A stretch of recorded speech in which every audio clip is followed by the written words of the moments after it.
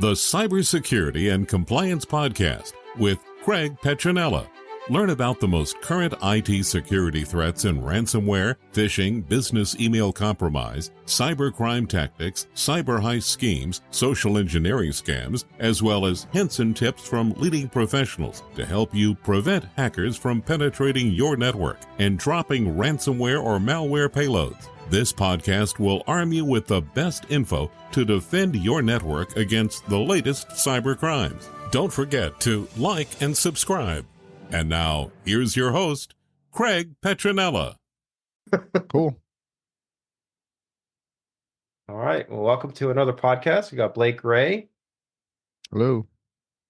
And special guest, Jeremy Snyder. Please introduce yourself. Yeah, hey, happy to be here. Thanks for having me. My name's Jeremy Snyder. I'm one of the two co-founders over at a little API security company called Firetail. I'm happy to be on the show today, share any information that I can about what we do or about the challenges of the API space, or really answer any questions you might have. Awesome. Tell us about Firetail for those who may not be familiar. Yeah, we are about a 2-year-old company working in the API security space, as I mentioned. We're a software company. We make about 3 or 4 different software components that are really designed to help people who are making APIs either make them more secure by design or secure them at runtime. And we can get into some of the details around that, but the kind of the short version of it is that we've got like some inline components that developers can embed in their APIs that do security checking inline real time. So that's what I mean when I say like help people ship secure APIs. And then on the other side, we've got a set of components that will do things like discover APIs running on cloud platforms. So if your company is running on AWS, Azure, GCP, we can help bring continuous visibility into APIs, new APIs that might get launched, existing APIs that might get updates to them, new functionality on them, et cetera, as well as kind of monitoring all the usage and traffic around those APIs, looking for malicious patterns, looking for things like data leakages and so on. And yeah, in a nutshell, that's what we do. And you know, happy to go into any more detail on any of that might be of interest. So, quick question that comes to mind. Is it just for really simple terms? Is it fair to say that your software is kind of like a security water filter for existing APIs out there to make, clean it up and make it better? Look, it can be, but only that one component that I mentioned, Sure. That's the embedded component. That is sort of like a security water filter. And to kind of continue on that analogy, let's say that like your municipal water system has rules around what acceptable water is, right? That might be the pH level, that might be the purity level, et cetera. Most of the time when developers build APIs, if they're following kind of modern, let's call them development best practices, they should be writing something called an API specification. You'll often hear this referred to as a Swagger file or an Open API spec, OAS.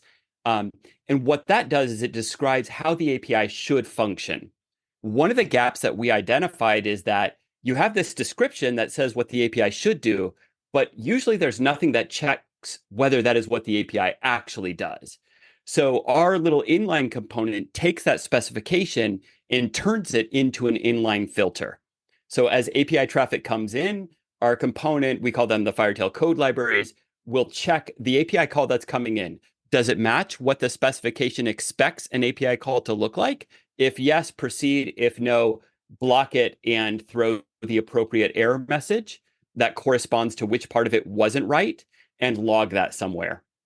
So it's almost like extended detection and response for APIs. In a way, and although like I don't want to sound more grandiose than we really are, we're not yet at a point where we're taking that data and correlating it with a bunch of signals from, let's say, the operating system layer or from network or whatever.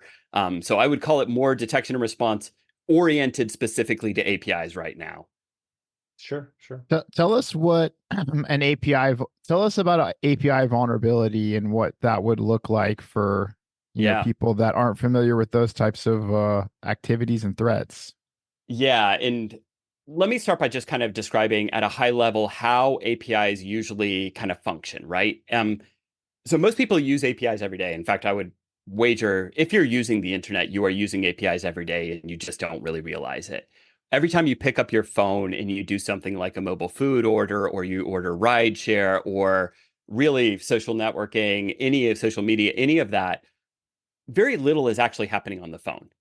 What really happens is that on the phone, the app that you're using packages up the thing that you're looking to do. That might be Jeremy looking to look at Blake's profile on LinkedIn, right? So there's a request where I say, I am Jeremy, and I have some piece of information that identifies me as Jeremy. That could be a user ID, that might be a security token that LinkedIn has provided to me after I logged in. And then I have the aspect that says, like, I want to look at Blake's profile. And maybe Blake's profile ID is 12345, just to put it simply. So what's really happening at that point in time when I, in my LinkedIn app, say, show me Blake's profile, is the app on my phone says, use this token, send it to LinkedIn over an API, and request the user profile 12345 to display, right? So that's how an API works. Now, what happens from a security perspective is there's a couple things in there. One is that some APIs can be tricked into giving my token to other people so that they can impersonate me. But more often than not, one of the big problems is that when I request to look at this user profile 12345, there's an authorization check that happens, which is, should Jeremy be allowed to look at Blake's profile? In the case of, let's say, LinkedIn, probably the answer is going to be a default yes. But when you put that into, let's say, a ride sharing app, and I say, I'm Jeremy with this token, I want to view Blake's ride history, and Blake is the user 12345, should I be allowed to do that? No, there's a permissions check that clearly says, like, no, you're not allowed to look at another user's ride history. But this abuse of flaws in authorization, categorically, that's the number one category of flaws that we see on APIs. It doesn't tend to be a problem in people using mobile apps themselves. There might be some controls inside the app. There might be some interchange of data between the app and the backend that makes it all kind of clear and checks the permissions and everything. But when hackers abuse those APIs, they don't abuse them through the mobile apps. They're going to go straight to the API and they're going to programmatically try to circumvent controls on the backend to extract data. Does that kind of answer your question and give something of a scenario? Yeah, absolutely. Absolutely. So quick question comes to mind. Do cybersecurity experts, researchers, pen testers use your product and suite to kind of as a tool set? So mostly our product is used directly by people who are building their own APIs. So it's mostly software companies, mobile app companies, IoT companies, really any kind of technology firms, right? They're the ones that use our product to test the security of their own APIs. And what we give them is we give them a view of all the APIs they're running, including the ones that their developers have created that the security team didn't know about. We give them a picture of what those APIs look like to the outside world. So like what the APIs are exposing, let's say the functionality that's being exposed, the variables that might be passed in, et cetera. And we do an analysis of that picture to tell them where the security risks are around the API. So almost like a stoplight report. Something like that. We tend to call it security posture management because it's kind of this like discovery inventory assessment. And by the way, the last step of that is that we give recommended remediations. We're like, hey, your API looks like this. You shouldn't really be using integer IDs because that makes your API very prone to data scraping, as an example. That's the type of visibility and the type of recommendations that we give them. Cool.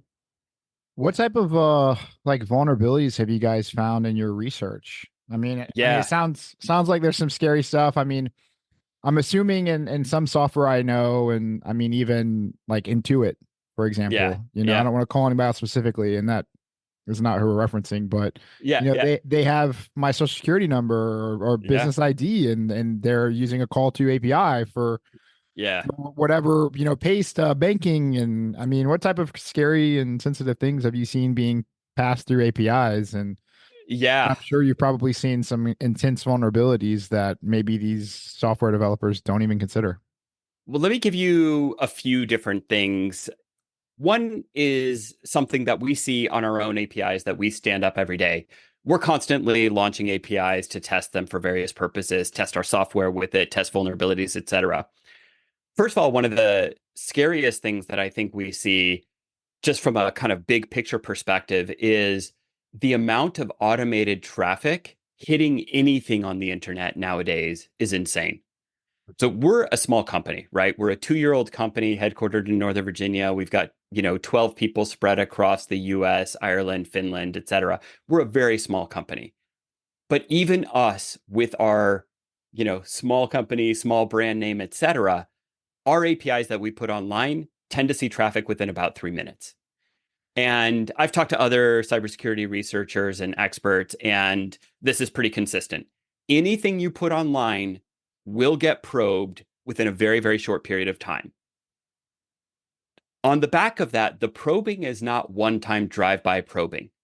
It's not, oh, let me just see what's running here. It's, oh, let me see what's running here. I got a response from a particular IP address or particular DNS name. Let me issue some follow-up requests. Is it running WordPress? Is it running Drupal? Is it running some common software that I might know about? Is it running Microsoft Exchange? On and on to try to iterate over and discover what the tech stack is behind it. And then typically launching exploits against a particular tech stack once it's been determined. So this is, like I said, it's not one-time drive-by like, oh, just did I get a response? Is there an active target there? What is the target? What is it running? Is it vulnerable to these exploits that I'm seeing? And again, you're seeing that within minutes. Wow. We also, along with that, we also see probing for tokens and secrets and passwords and so on. So very often when you're launching an app, you'll have some, service account passwords or things like that that are associated with it. Those are sometimes stored in like config files, environment variable files, etc. We always see requests looking for those files. So there's that. That's one thing that I think is just everybody should be aware of. And the way I usually tell people to think about this is just remember, hackers have cloud and hackers have automation too. It costs pennies per hour to run these continuous probes of what's out there on the internet, right? It's not expensive, and it is a high value, low cost activity for them. Because when they do discover that one system that is running the unpatched version of JetBrains or whatever it is, boom, there's a target that they can actively exploit. So one thing that comes to mind for me is like port scanning, right? So yeah, that's really what this is. Yeah, so it's like port scanning for the or at the API layer. But I guess my question is, I'm assuming with your platform, you can program in the APIs that a customer wants to kind of monitor and be notified when those actions happen. But if you don't have something like your technology, how would they know? The best would be if they have general network telemetry that's running across their entire IP range. So they do know if some new service goes online, but that is often not the case. And especially on cloud platforms, a lot of organizations will kind of by default turn off that monitoring because there's a cost associated with it.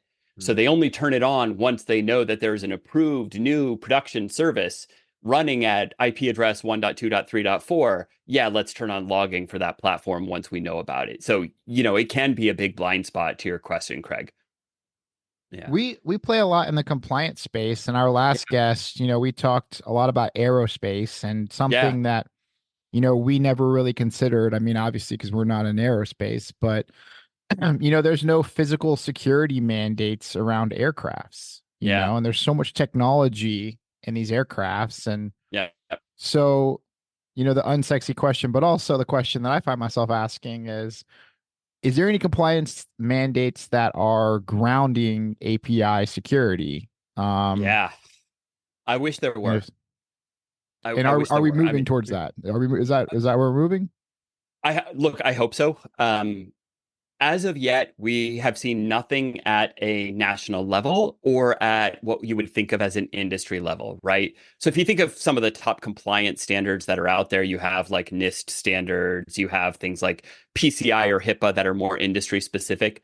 Currently, none of them have specific carve-outs for APIs. The most recent PCI DSS 4.0 started to introduce APIs as being in scope, but with a very, very, very lightweight set of requirements around them. PCI is one of the fuzzier ones where there's a lot left to the auditor's interpretation of a particular rule set. There's not a ton of super prescriptive controls, but I'm glad that it got mentioned there for the first time. Otherwise, we do work with customers on in other parts of the world. So some, for instance, in Southeast Asia, and we have seen things like the Monetary Authority of Singapore start to call them into question for things around local banking regulations. But let's say at a global level, something like ISO standards, no. At a US national level, NIST, no. Industry level, PCI, very first introduction of it. I like compliance standards coming in. Whether you always agree with the rule sets or not, whether you always agree with the controls, and this is something that, I spent 5 years working on cloud security day to day. Many of our customers were always concerned with, am I hitting this benchmark or this compliance standard or this regulatory compliance requirement, et cetera? And they would argue about particular things. I don't care if you argue or disagree with the control. The point to me is that it actually makes you think of that check. Right. And you actually go look at this thing and what is my configuration over here or what is my control over here? Even if at the end I'm going to tell the auditor this one is not applicable for us for reason X, you at least had to look at it and think about the security of that component. So I really hope that we're on the path towards more API compliance standards, but it's been slow coming. And from my perspective as somebody working in the space, we're behind where we need to be. So one of the things that comes to mind for me, and it's quite a concern, is like you mentioned before, I think that most people are using APIs and not realizing it. So yeah, a really long time ago, I used to use an app called Mint, and it was, and it would aggregate all your bank accounts, financial and all your stuff. Yeah. So you're trusting these companies, I'm assuming through API, that they're going to log in and request and fetch the data that you want. But if there's no standard, then if I get breached, I'm really the one holding the bag. Yeah, absolutely. And I mean, Mint is a perfect example because you're spot on, Craig. The way Mint aggregated your bank account, credit card, mortgage payment, all the things that go into this financial picture of Craig is APIs. And the new version of it, Credit Karma, they've been bugging me to migrate as well. But the new version of it is just going to be the new implementation of the same set of, kind of APIs, et cetera. And you're right. And if you think about like what goes into that, that's some very sensitive data. Yep. If you know my credit card info, my bank account balance, like that is not data that I want any bad actor to have. Exactly. So I'm almost Blake, I just want to finish this one thing. So I'm almost envisioning that this would even be more powerful in the UK with GDPR, because we don't have in North America yet an equivalent GDPR. So I'm just wondering how that affects your business model there. Yeah. So funny enough, I mean, we have a lot of our R&D in Europe. In fact, pretty much all of it. We operate the company on GDPR standards because when we looked at it like, hey, we're spread between North America and Europe, we just found that GDPR brings a lot of scrutiny to our own data handling practices, even for us, again, as a small, young company. And we figured, let's just do that globally. And let's just operate on that standard. We're going to be better stewards of our customer data as a result of following all that guidance. To your point, there have been a lot of organizations that have reached out to us around just general customer privacy of the data. One of the things that we've seen in kind of going back to the question about what do we see that's kind of scary, one of the scary things we've seen is companies having APIs that process PII that nobody knew about. And we see instances where an API request might look fine, but the API response is inadvertently sending back PII. And that could be as much as like a very common scenario that we see is APIs that return too much data. So I'll go back to that example of requesting Blake's profile. It's very easy for a developer to write a query in the application that says select star from user database where user equals Blake or 12345. And instead of actually looking at what data specifically needs to be displayed, let's say in the case of LinkedIn, it should be just, first name, last name, job title, employer, they would just give back everything. First name, last name, job title, employer, home address, email address, phone number, etc. All this information. Why? Because it's easier for the developer to write a select star query. And so identifying these APIs that are returning PII beyond what is expected is definitely a very common use case and scenario that we've seen customers looking to solve. So one thing that comes to mind there, sorry, I don't mean to dominate this, Blake. I know you got another question, but one thing, so like with medical, with HIPAA compliance, I'm sure there's APIs with EMR and EHR Yeah, for systems, sure. things like that. At the consumer level, all these doctors' offices want you to sign up for their MyChart app or whatever. My point is, most people, I would assume, are not reading all the fine print, so they're like, yeah, I just want my medical record. My point is that wouldn't it be considered a data breach, if there was some kind of API flaw or issue with the giving exposure without the consumer knowing?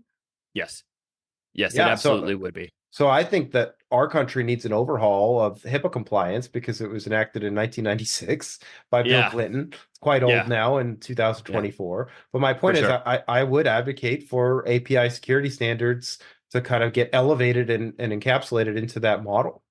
Yeah, I mean, look, you're preaching to the choir here. I have this thing that's been spinning through my head ever since you mentioned it, but everybody knows the myth that if you find the bottom of a rainbow, you find a pot of gold, right? Yeah. And so there you are, right? Because that's what the API is. Let's just be like frank. Like it sounds like it's the golden egg of security, because normally, for example, if you wanted to gain access to somebody's bank account or credit card information or social security number or whatever, right? You'd have to respectively access different, like you may have to get into their Equifax account or maybe their bank account or what. But then in this case, you just find an API that they're using and it's all there. So there you are. And there is Firetail with essentially like a SEAL Team 6, right? Look, I never want to promise more than we can deliver. But certainly we're there to help in any way that we can, whether it is our software, whether it is our team coming in to help you recover from an incident that you might have, or to run an assessment of your own APIs. Yeah, absolutely. We're there to help. So going back to the HIPAA thing that we talked about a minute ago with the API security there. So with companies, healthcare clinics, hospitals, et cetera, and I'm sure you've seen the headlines with, what was it, Change Healthcare, subsidiary, the ransomware, United Healthcare. Wouldn't it be, again, preach to the choir probably, something that an organization of that size, or even any HIPAA compliant clinic, isn't it something they should consider? Because if they don't, then they are exposed, I would think, or have liability there. Yeah, look, yes, preaching to the choir, but I will say, we're not the only company in the API security space. And I've talked to a number of my peers, and we are all kind of like Blake said, we're all looking at this like the API really is that pot of gold at the end of the rainbow. And by the way, not only for the reason that all the data is behind it, but I'll give you two other aspects of it. Number one is, when there are flaws in APIs, they tend to expose the entire database, right? So the scale of API breaches tends to be almost 10x non-API breaches. And we've been tracking that for a couple of years. And if anything, it has actually gone up over the last couple of years, the kind of the difference in scale between them. But the second thing that I would say about it is that we're all of us who are sitting from our perspective, looking at APIs and looking at them every day and looking at the huge volume of internet traffic that is API requests and everything around it, we are still surprised that more people aren't paying attention to this. And, going back about 4 or 5 years, Gartner put out a prediction, I think it was in 2018, where they said, it might have been 2019, where they said, going forward, we expect APIs to be the number one attack surface. And I want to say that their time horizon was 2021 or 2022. And we've been tracking all the API breaches that we can find. If you ever want to look at our research around that, just go to firetail.io, go down to the footer, you'll find a link to the API data breach tracker. We catalog them and we categorize them to analyze what went wrong in each of those scenarios. You can look at the spreadsheet data there. We make it all available for anybody to copy paste, play around with the numbers, et cetera, et cetera. We looked at that and we looked at everything else going on, ransomware events and so on. And I did a talk last year where I said, you know what? I'm not sure. I think Gartner might have gotten this one wrong. And, not everybody agrees with Gartner's research. Not everybody, you can always look at statistical analysis in different ways. What's the saying? There are lies, damn lies in statistics or something, right? But, there are ways that you can kind of slice and dice the data to get one perspective or another. But one of the most interesting things about it was that I gave a talk last year at Black Hat around the state of API security and what we had been observing and seeing. And there was a Gartner analyst in the audience. And I made the statement that I didn't think that APIs had actually become the number one attack vector. And the Gartner analyst emailed me afterwards. And we went back and forth in a little exchange. And they showed me some data. And they doubled down on their position. And they said, hey, look, this is what we think. Here's why. Here's the data sources for what we're thinking. And very shortly thereafter, we started to see the largest single event of last year, which was the MoveIt file transfer software from Progress Software. And it's really interesting because it's a piece of software in use by thousands of organizations around the world. It got used to deliver ransomware into these organizations. How did that ransomware get delivered? Over an API that the software was exposing.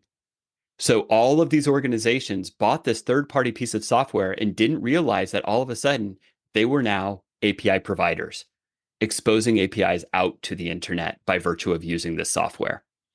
That API was abused to deliver the malware package that kicked off the ransomware chain of events to thousands of organizations around the world. So after all of this exchange, I have to say Gartner was probably right.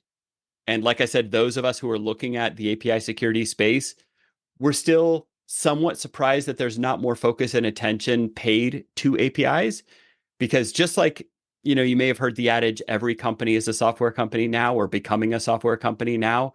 Every software company is becoming an API provider. And that's where we think this is heading. Oh, go ahead. No, go ahead. I was just going to say, do you think that the problem's going to get worse with the recent Microsoft source code breach? I don't think that on its own is going to contribute significantly to it. I think the problem is just on the path towards getting worse anyway. Right. What type of strategies does Firetail employ to proactively block malicious API calls? I know that's a very simple and probably a very complex question in the same light, but what type of strategies are you guys employing? It's pretty simple. There's really two ways that we look at it. So first way is the code libraries that I mentioned earlier. And what they do is they look at what you have defined as how your API should work, and anything that doesn't match how your API should work can be blocked right there, real time, in line. Okay. That is a very simple version of it. To run all of those evaluations, there's about 8 to 10 different things that we check as the API call comes in. Some of them are relatively straightforward, like, does the API exist?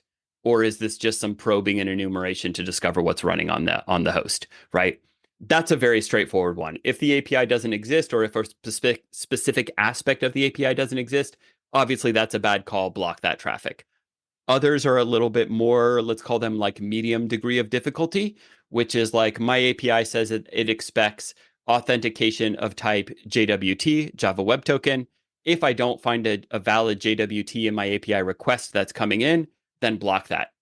Still others are much more complex. That is like, we need to check the permission scheme, see whether Jeremy is authorized to perform this action via API call on this piece of data. And that's a 3-part calculation that we usually think of as user principal resource.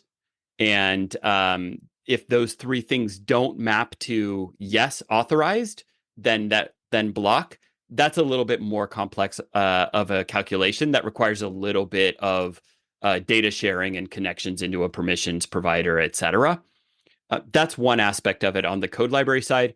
On the other side, what we do is we have an agentless solution, which is a little bit out of band. But what that does is it observes all the traffic, and that can build up pictures of specific types of malicious behavior happening against your APIs. You can actually use that to automate firewall rules to block certain actors.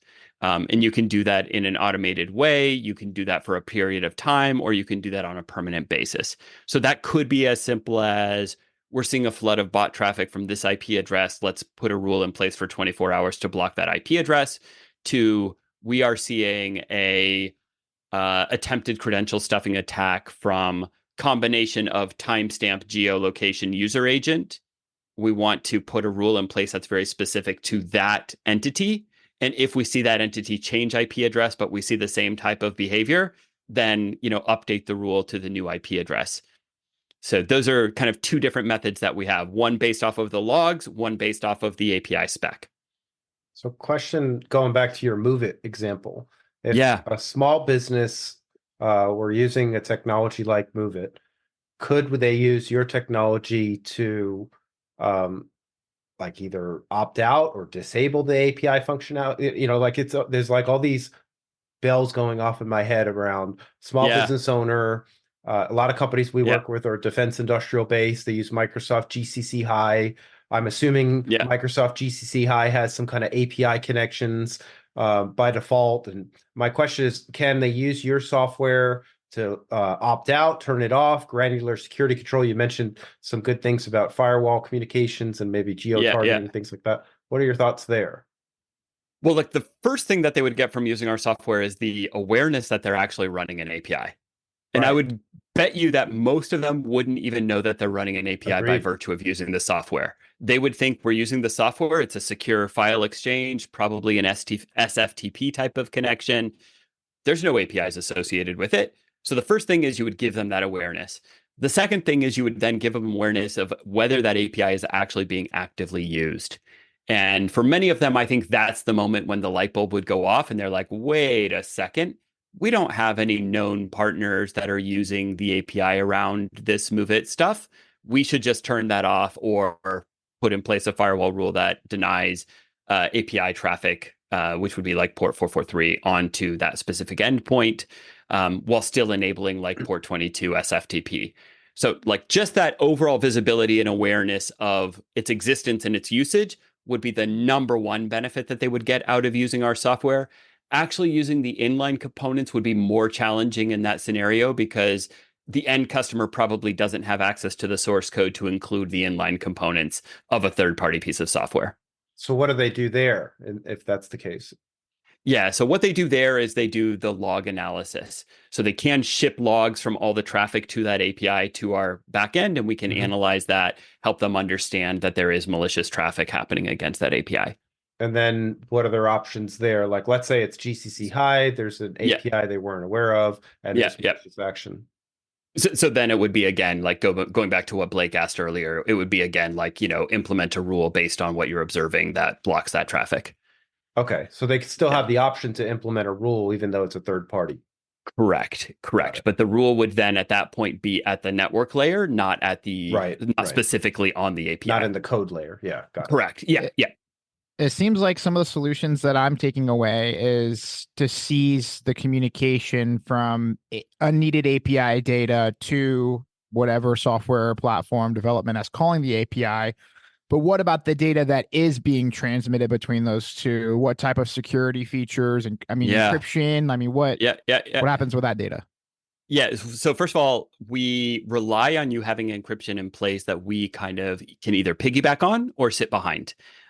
Because in order to do the analysis around, let's say, like the actual data that is being transmitted back and forth, we need it to be in a decrypted form.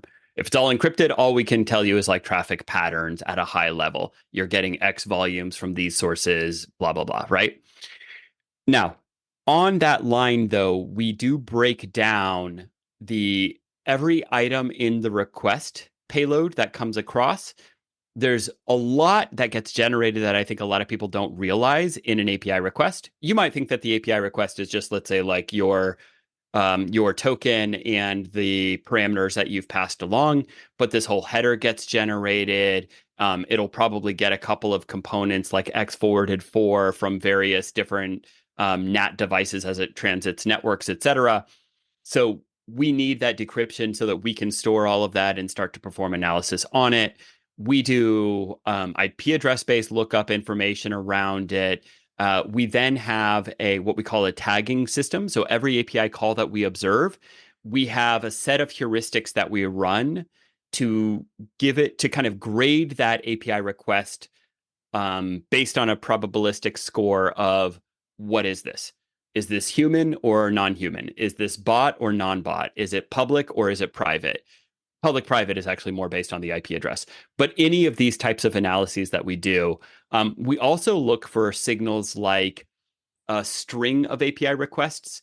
Usually an API usage pattern is like, I connect to this API the first time I just connect to authenticate, and that's going to give me back my token. After I authenticate, then I can start requesting data and performing actions, right? If we see somebody trying to jump straight to an action without going through the authentication, that's another pattern that we look at. So we call that missing referrer because it's not being referred from another part of the application. So we look at a lot of those types of things. So all of that tagging happens. And then last but not least, on the response that gets sent back, we have a couple of different things that we look at. So there we look at the authorization check, the permissions graph that I mentioned earlier. We also look at the data elements that are composed in the response. We don't log PII. We do have PII matchers that will analyze the response as it's gone back out. Just as an example, let's say like you want to look for email addresses as an easy example. We will mask that and we'll put email address in all caps in our logging, but we will also note that PII has been shared. And we do that across about 15 to 20 different PII categories today. That list is ever expanding as we bring on customers from new geographies. Every government in the world feels like it's their duty to come up with their own national ID format, kind of the equivalent of the social security number. So that list is ever expanding. Similarly, many countries, your national ID is not the same as your passport ID, is not the same as your social security number, is not the same as your retirement account, whatever. So yeah, like that list of PII checks can get really long, really quick. But we do kind of pattern matching on the data that is being returned to help people get awareness over what they're sending back out that they may not be aware of. And so that's a pretty common scenario, a pretty common use case for customers that they're trying to solve for.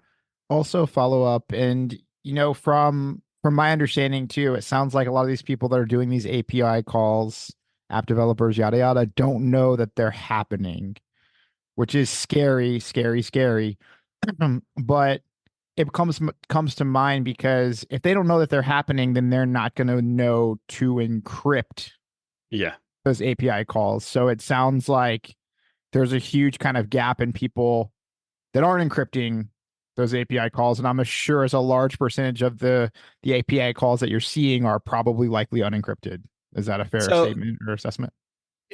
A percentage for sure. This is getting better. This is one of the few things that I will say is getting better. The availability of zero cost certificates has been a real, boon for the internet. Like Let's Encrypt and the cloud providers issuing certificates for free has become a good thing. Gone are the days when you had to go through this crazy long process with Network Solutions or one of these like legacy providers to get SSL certificates. So that's all getting better. The ones where we see it is exactly to your point, Blake. It's the developer who's just standing something up to get something done quick and dirty and doesn't want to go through all of the hoops that they might have in their organization for like a proper release process or something like that. But yeah, thankfully this one we're getting a little bit better as an industry at. So I think to kind of recap for our audience, it's the big takeaway is making them aware of all the APIs that they may have in their organization. So that's number one. And then once they are aware of what they have, then giving them intel into, hey, here's what's happening, here's what's going on. And hey, you should either, if you're not using these functions, either at the network layer, if they're third party, block them to improve your security and reduce your risk and liability. Yeah, look, I think that's really well said. There's a bunch more that we get onto it, but at a high level, that is the core value proposition. I think anything with cybersecurity starts with visibility and awareness. If you don't know about it, you don't know the risks that it poses to your organization. Yep. So starting with that visibility and understanding of whether it's good or one, that it exists, whether it's good or bad, how it's being used, that's step one in securing any technology that you're using. Agreed. So one last thing, and then we probably should start wrapping up. But so do you find, Jeremy, that in kind of educating people about this, that that it's a welcomed information, or is it kind of like, oh, this is too complicated, we're not using that? It's kind of like, like what? Yeah, look, I find that there's a lot of ignorance is bliss, if I'm perfectly honest about it. That saddens me a little bit because I think you are always best served by knowing. Only by knowing can you make a decision about relative prioritization. I think what a lot of larger organizations experience is some combination of being overworked and under-resourced, combined with alert fatigue, combined with kind of an inherent stress level that goes along with cybersecurity, because it is a high risk, high stakes job, and it is super, super important. One of our lead investors, they have the managing director there, in the president of the company. He has this saying, cybersecurity is national security. And, that may not be true for all organizations or all customers, but the way I think about it is that like cybersecurity is organizational security. Every company is becoming increasingly digital, and keeping control over what you do, what you expose, what data you have, how you're using it, like that is super critical for yourself and your organization going forward. Any security breach, you risk losing trust, reputational damage, as well as the direct cost of paying for the breach, right? And recovering from it. So I just think you should want to be aware of all of the risks that your organization has. But what I see so often is, again, like I said, overworked, under-resourced, high stress, high alert fatigue, and usually with a lot of really burning priorities to address, whether that is like training your users on not clicking those phishing links, whether that is locking down basic email security, whether that is getting basic malware detection and response on your endpoints. People have tons and tons of security challenges that they need to overcome. Sadly, adding one more to the pile is often not as welcome as I want it to be for us as a company who is trying to help people make their APIs stronger and more secure. But I do think like the growing shift to the cloud is bringing more awareness to some of the new risks that are being posed to organizations, APIs being one of them. I think I got one more, and I think we saved probably the most challenging question for last. All right, let's go. So, if the government were to approach you to write some of those compliance mandates that you said don't exist, what would that look like? What will we expect for compliance mandates for API calls? Yeah. So we may or may not actually be working on something in this area. Okay. It's not government related, but we are working on something to just kind of put into the world to help people know here's a set of security best practices around APIs. First would be gain awareness of your inventory. Have some mechanism, and I will stress, it should be an automated mechanism to build an awareness of the APIs that you're using. APIs are one of these things that gets created and modified so frequently by the developers that you can't rely on a manual Excel spreadsheet exercise to maintain that inventory. So that would be the number one thing that I would say. Number two is we've gone through multiple iterations of APIs over the years. I know, Craig, you mentioned that you work with a lot of customers and who are heavy into the Microsoft ecosystem. Do you remember Microsoft in the early 2000s talking about web services and SOAP and XML and WSDL? Yeah. That was just V1 of APIs, right? Like that really was the beginning of two pieces of software talking to each other. Yep. Which is fundamentally what an API is, right? So the evolution of the API space has gone through a number of technology iterations, but some of the core tenets from that early phase are actually really strong. What was tough about SOAP, XML, WSDL, all that stuff was the very strong document type definition stuff and the strong contract stuff made it very cumbersome for developers to build and launch new APIs. So we've moved away from that. But what we should be doing still is good kind of prescriptive documentation of what our API should look like. So that's those API specification files that we talked about earlier. They exist for all the modern languages where APIs are being developed in various different forms. So the number two piece of advice is that all APIs should be documented. And I don't mean like the user-facing documentation that explains what it is. I mean the technical documentation that describes how your API should work.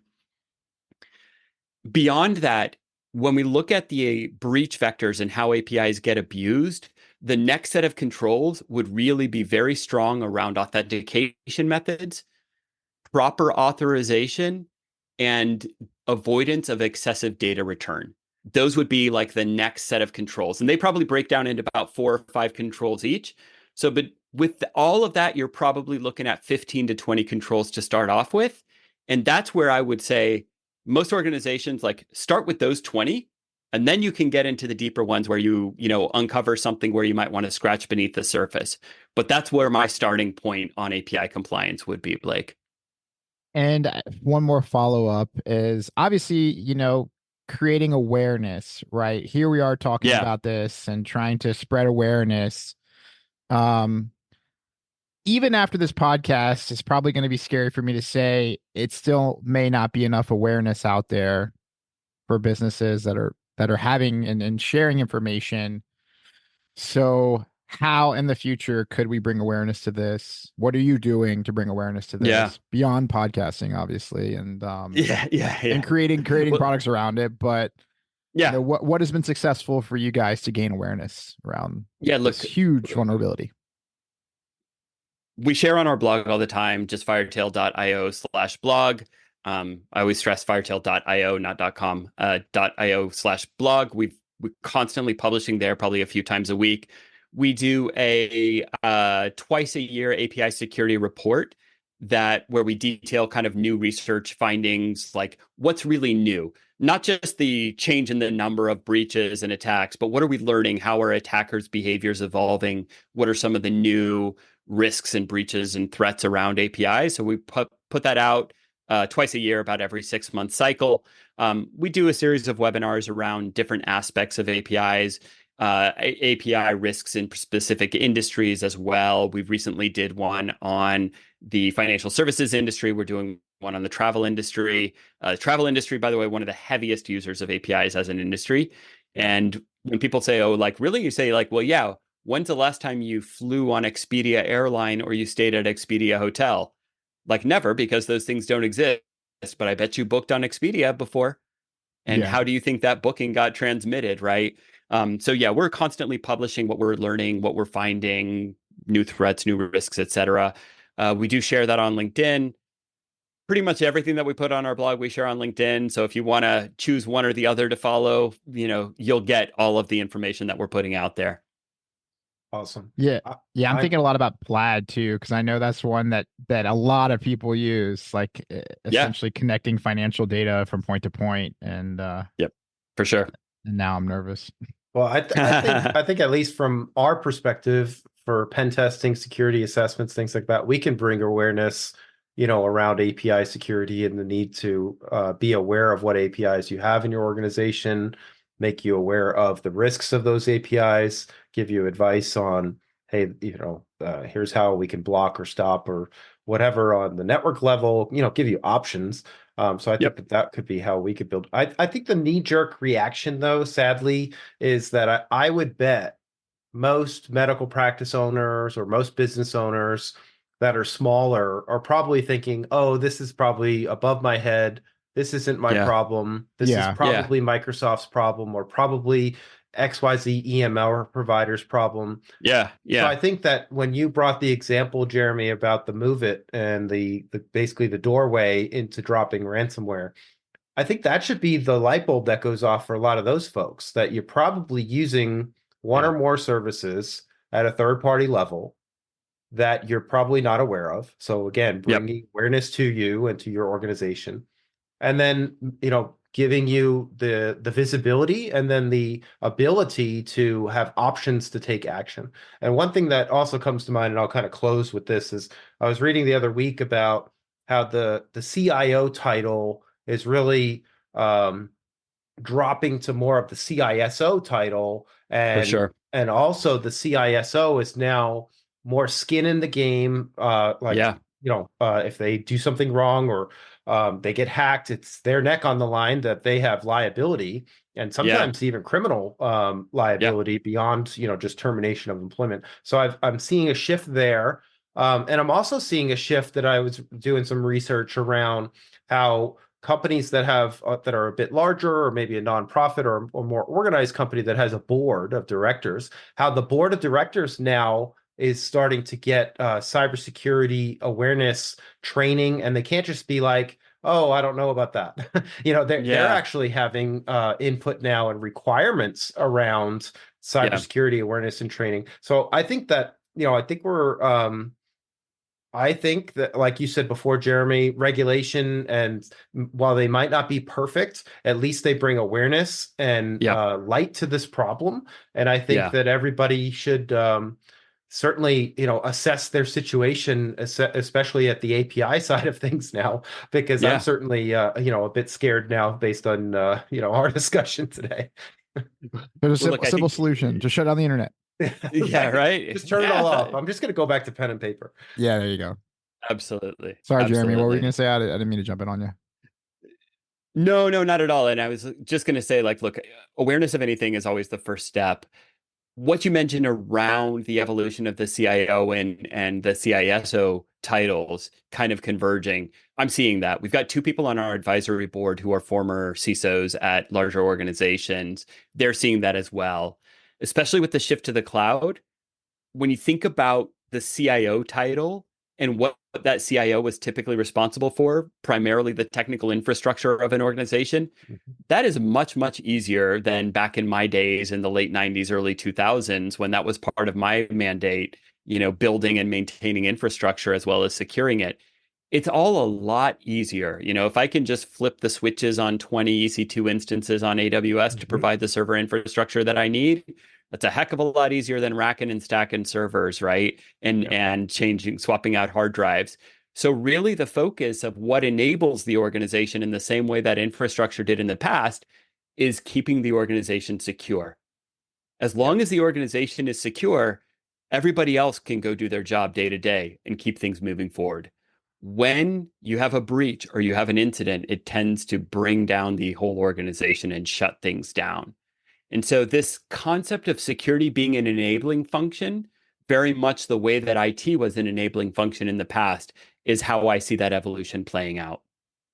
I think that's well said. And I also think, in closing, that going back and drilling home to most people that are listening or watching, you have to invest in the technologies and the knowledge and the training around awareness. If you don't have the awareness, even at your home, like using the analogy of home security, if you don't have cameras and all these different layers and you're not aware of issues, then you don't know how to react to them. So you could be doing a great job with your cybersecurity and your policies and your procedures, but if you've completely overlooked vendor risk and API security, then you've got 2 open doors that are in the back of your house that cyber criminals can just walk right in and cause an awful breach and situation for your reputation. Absolutely.